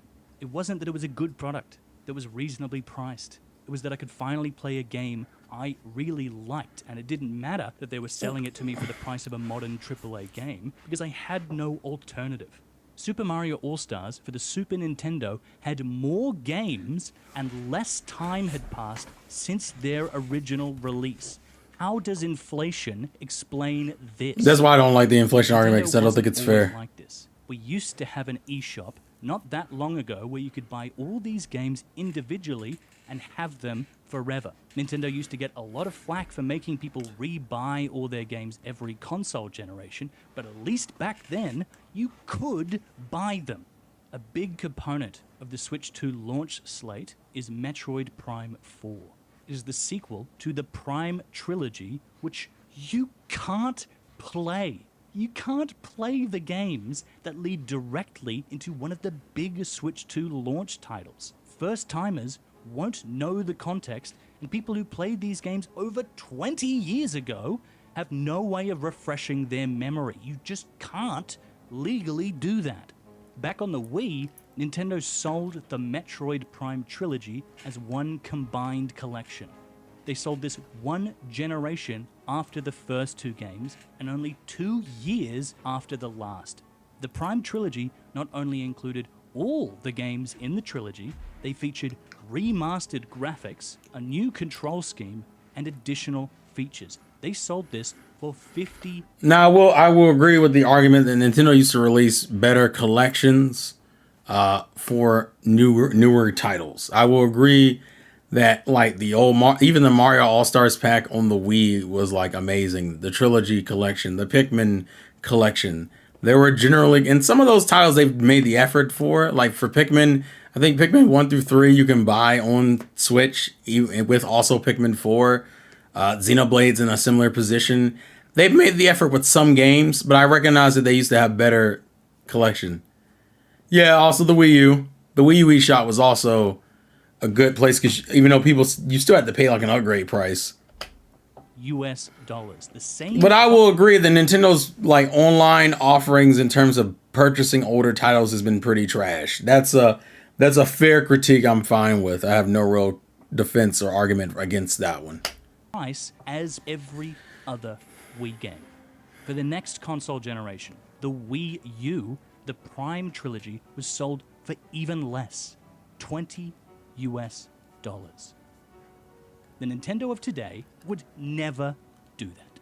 One generation later, Mario 3D All-Stars featured games that were significantly older than the ones in the Prime trilogy, with less features, less functionality, and for more money. Boycott Nintendo. Yes, it sucks. Mario Kart World looks awesome. Donkey Kong 2. Dusk Bloods?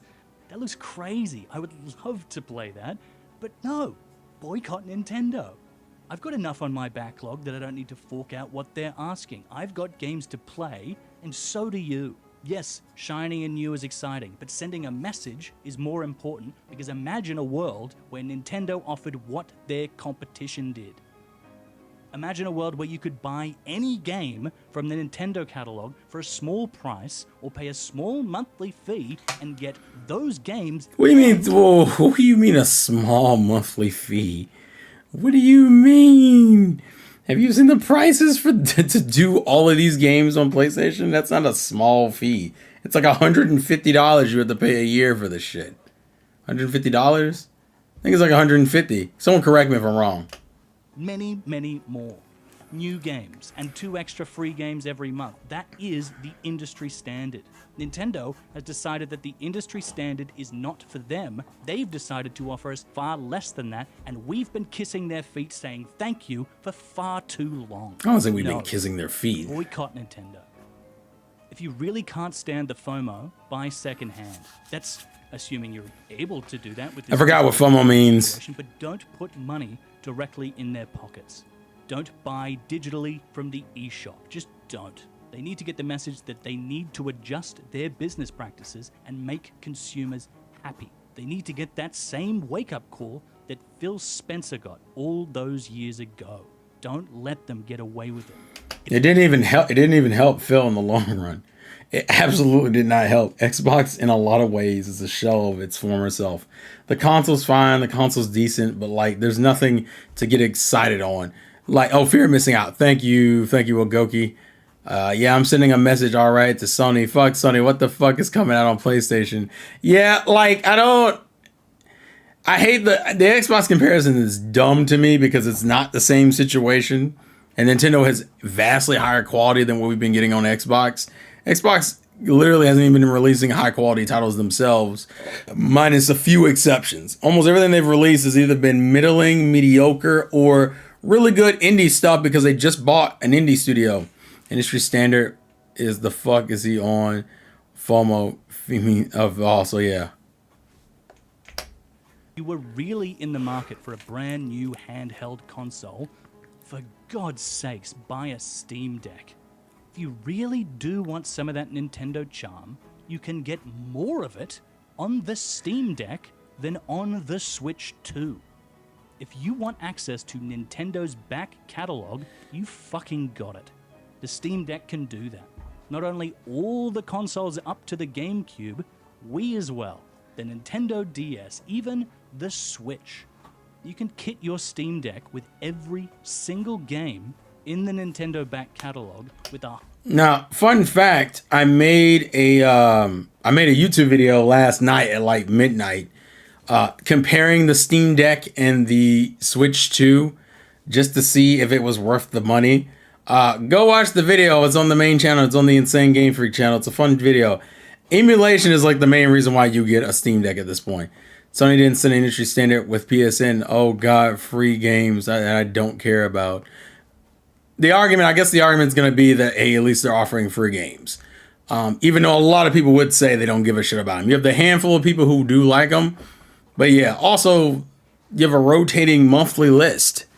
If that's the case, why isn't it just a growing list of games that are free? But it's a whole other issue. The point is, if you want to see the Steam Deck comparison, the only thing I think the Steam Deck overtly just beats the Switch 2 on is the fact that it can do emulation insanely well. Fun fact, though, it's kind of obvious that the Switch 2 is probably a little bit more powerful than the Steam Deck. Maybe not by a crazy amount, but if they do get emulation running on the Steam Deck, there's a high chance that it's not going to be as good or lesser quality than just playing the games on Switch 2, which will be funny. Very funny to me. That's a whole other issue. Most people are not going to set up an for Steam Deck. I love my Steam Deck, but the gaslighting. Oh, people will gaslight the fuck out of a Steam Deck. And like I showed last night, the reason why they always talk about the Steam Deck specifically is because all the other competition that would do everything better than the Steam Deck, it's so absurdly expensive, it financially is not viable to do. I think like the ROG Ally and some of in the Legion Go, they're all like $600, $700, $800, and you're just like, well, at that point I almost might just go start building a PC for God's sakes. But that's me personally. It's me personally. Higher resolution and frame rate and added functionality, and you can do it for free. It's also funny people keep talking about the Steam Deck, even though the Steam Deck, although being the cheapest of the PC handhelds, it's only sold somewhere between 3 to 5 million copies. You know, this niche ass system over here hasn't even outsold the Wii U yet. So, yeah, go buy yourself a Steam Deck. You've bought those games before. And I didn't include things like OLED in there because, I didn't include the refurbished market because that's a whole other part of the conversation. But realistically, you probably could find a Steam Deck for even cheaper. I think TSS is refurbished, so it's not like it's not valuable, but a lot of people aren't going to go through the process of emulating those games on a Steam Deck. Most people just do it on their phone. If they're going to do it, they'll just do it on their phones. You should be able to use an emulator to play them, especially if there is no other alternative. They're yours. If Nintendo hasn't given you a way to play the games that you have already paid for, find your own methods. I wish I could be excited to give Nintendo money to make more great games. I wish I could be excited for the future of the Switch 2. I'm not. I'm really, really angry, and I think you should be angry too. In a post Yeah, there's a lot of aggression going on. A lot of aggression going on. Not your vote, not your voice, nothing you do matters more than who you decide to give your money to. So don't give it to them. Boycott Nintendo. So, how many of you guys are buying a Switch 2 at launch? If it stays at the $450 price range, out of curiosity? I'm just curious. Oh God, no. I hate that. I hate that. I hate that. I hate that. The autoplay kicked in, and the first thing that plays is a reaction to the direct. It's funny as fuck. It's terrible. There's a lot of anger in there. There's a lot of anger there. I know one thing is if PC ports actually start doing more Steam Deck compatible games, it'll end up benefiting the Switch 2 more than the Steam Deck, like with Cyberpunk. Oh God. No, what? I hate, this is being a bitch over here and I hate it. Stop that.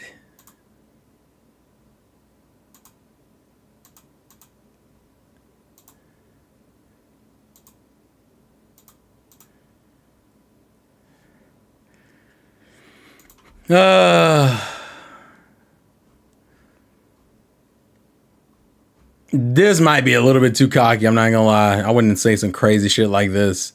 But see, some of this is PR speak. I don't really like that. That there's genre-defining, franchise-defining games. DK, that doesn't mean a lot because there aren't that many mainline DKs to do that with. But yeah, I think we're already at like 10 o'clock, so I won't go too much longer. I just want to kind of give some thoughts. I only really cover like 3 videos because, of course, that's what happens. But yeah, in terms of what we're currently dealing with, this is the Nintendo Switch 2 era. I'm curious how people are going to feel about the Mario Kart 8 Direct next week. Is it next week? The week after next? No, next week. It's next week. It's the 17th. I'm curious how people are going to feel about that because that'll be the interesting thing. But honestly, this is almost inspiring me to have the conversation about this, about the whole, the industry is going to be looking at Nintendo and what is Nintendo going to do? That's what it's, and you know why I want to have that conversation? Because I think people are not being fair and honest with that critique. To say that Sony and Microsoft are going to be looking at Nintendo about this $80 game thing is a very disingenuous statement because it obviously ignores that Sony and Microsoft were the first ones to do all this fuck shit that no one seemed to care about. I think that's almost worth a video alone, is that people keep making this argument as if Nintendo is the instigator. No. You know how they're always considered the follower and everything? You're the first one to voice chat. You're the first one to 4K. You're the first one to HDR. But no, they weren't the first ones to. You're the first one to online gaming. You're the first one with a paid online subscription. People always make fun of Nintendo for that, but no one acknowledges that, like, but the companies that you paid for are what ushered all of this in. Like, it's crazy. No one ever seems to do that. For some reason, Nintendo can be the problem, being the first one to do some shit, but no one ever turns around and goes, I don't know how Sony and Microsoft get away with that, to where they can just get ignored for it. See, Nintendo's just trying to create more problems.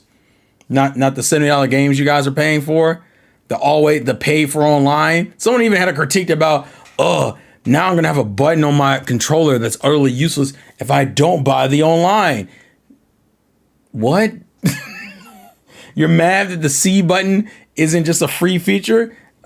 Jesus Christ. I'm exhausted. I'm like Chidori now. I'm just exhausted. The industry always looks at Nintendo. That's why we got to connect in the move. Technically, 2K started the $70 game. Well, Red Dragon, either way, apparently the point is that it wasn't Nintendo. But Nintendo gets blamed for the $80 thing, but no one says anything to Sony and Microsoft for following in the $70 game trend. So what the fuck? I don't like the revisionist history that, oh, well, you know, Sony and Microsoft are going to be looking at Nintendo. You mean just like how Nintendo was looking at Sony and Microsoft with the whole $70 thing?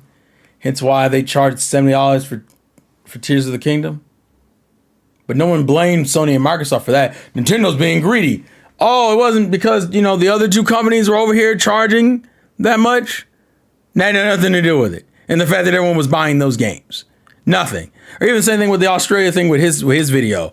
The fact that Australians, regardless if those games went on sale or not, are still buying those games at $114 Australian pricing. You're still paying for those games at Australian pricing, but somehow it's Nintendo's fault for having games that are, by the way, of his own admission, still cheaper.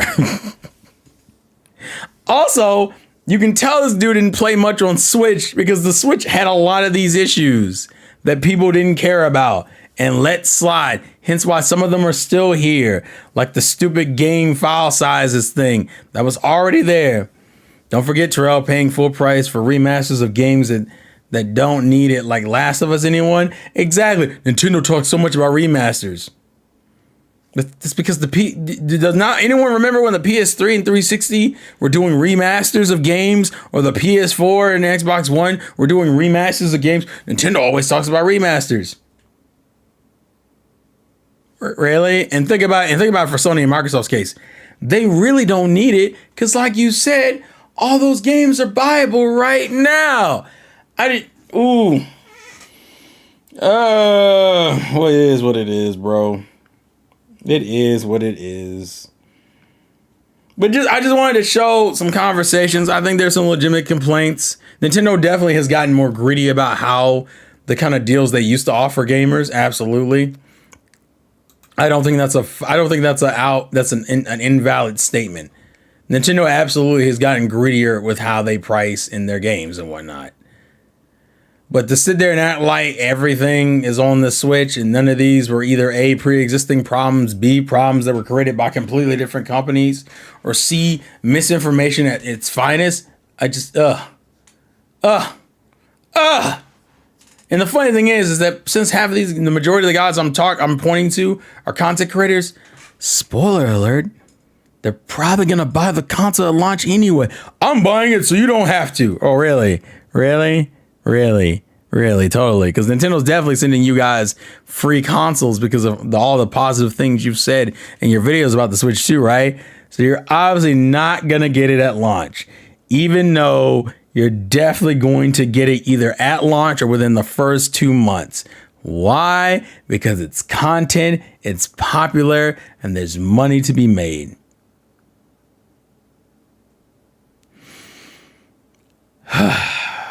All right. I think we've done everything we can within a 2-hour time frame. I don't want to drag this out intrinsically more because honestly, that was a good representation of some fair arguments, but also some flawed arguments and some Australia out of the country specific arguments. But just know the video has its own inherent flaws that need to be acknowledged. And at the end of the day, this is a money thing because content creators make money. Every time PlayStation or Nintendo or Xbox or anybody fucks up, there's money to be made in the gaming community to go out of your way and address it. So that's what happens. Anywho, that is what it is. So to give context for tomorrow, I'm going to start a new game because we finished Lollipop Chainsaw and we also finished Devil May Cry 5. All I'm going to tell you for the game is that it's ironically enough an Xbox title. And I don't mean that I'm going to be playing on the Xbox. I am going to be playing on the Xbox more than likely. But it's an Xbox. It actually was an Xbox exclusive. As much as that word means anything in 2025. But just know that that's what it is. Wish I could bitch and moan on YouTube for money. Hey, man.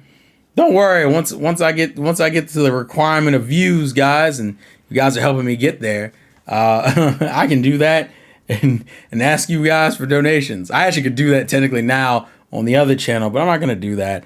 I want to make some interesting content, so I may actually make that fucking video, by the way, about like the whole Microsoft and PlayStation are looking at Nintendo.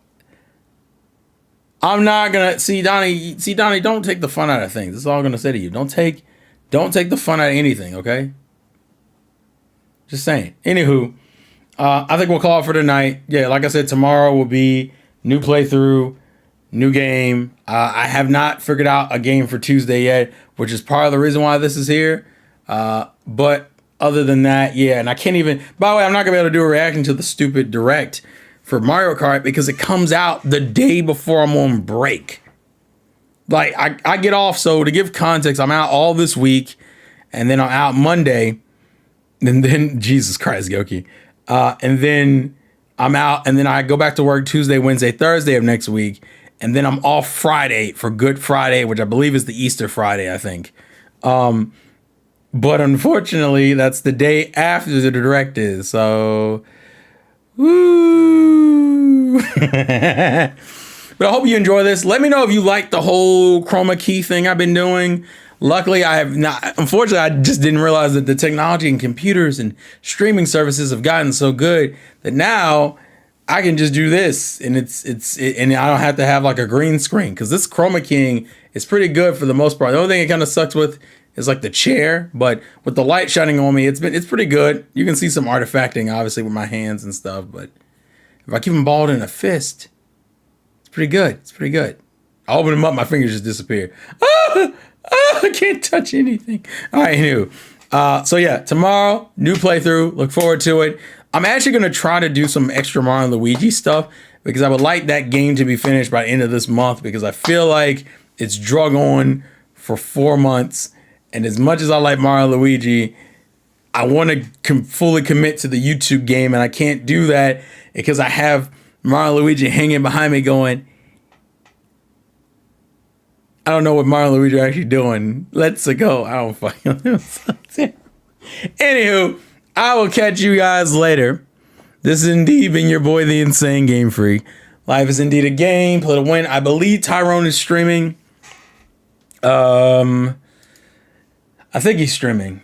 I don't know what he's streaming, but I think he's streaming. I didn't get the chance to look at the Battle City. Oh, it must be. Oh, it's got to be Yu-Gi-Oh! I think he's doing Yu-Gi-Oh! Copy link.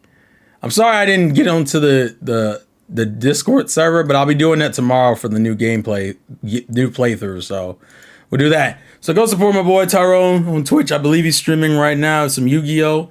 And with that being said, life is indeed a game. Play to win. And I will catch you guys later. Peace. One Piece. Also, thank you for the views. I think we're in the 20s consistently. You guys tend to like these videos more than the gameplay streams, unless it's a game you like. Also, start posting in the server games you like for the Tuesday game, because, you know, I haven't figured that one out yet. So if you got suggestions, go for it. All right, I'm outie. Peace. Yeah.